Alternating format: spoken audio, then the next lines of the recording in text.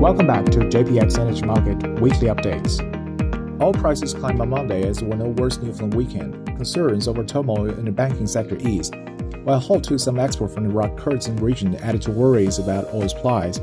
However, as uncertainty about the economic outlook has increased, investors still remain risk-wary. Volatility levels are expected to remain elevated heading into the new month. At the end of last week, the International Chamber of Commerce ruled in favor of Iraq against Turkey in a dispute over crude flows from Kurdistan.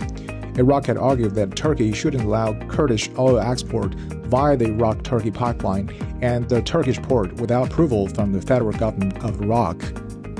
The Kurdish regional government, the official ruling body of the semi-autonomous region in northern Iraq, has been involved in disputes with the central government related to oil revenue sharing. In 2014, the Kurdish region decided to unilaterally export oil through an independent pipeline to the Turkish ports. The federal Iraq government and the Kurdish region government signed an agreement in November 2018 that allows Iraq to transport federal Iraq's crude oil through the same pipeline. Prior to the shutdown, the pipeline carries about 400,000 barrels a day of Kurdish oil and another 70,000 barrels a day of Iraqi oil to global markets. Facilities have storage capacity that allow continued production at a curtailed rate over the coming days and could force further production cuts since capacity is limited. It's also reported that a delegation from the oil ministry will travel to Turkey soon to meet the energy officials to agree on new mechanism to export Iraq northern crude oil in line with the arbitration ruling. Investors will continue to monitor the situation closely. Apart from the supply scare from Iraq, oil prices were also supported by signs of easing concerns about banking system.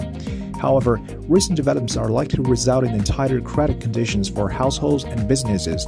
What's unclear for us is how much of these banking stresses are leading to a widespread of credit crunch and to weigh on economic activity. The U.S. rate hike last week was largely in line with expectations.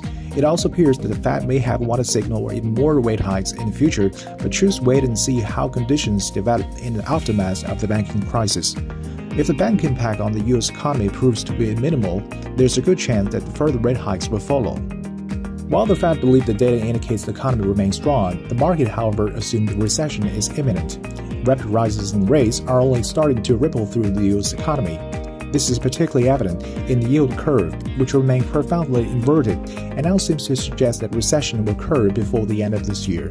However, if monetary policy loosens before a recession, stagflation could take on. Crude oil prices is more likely to stay elevated in a supply-constrained oil market before we see a sharp fall in demand. Okay, that's all we have for this week. Welcome back next week.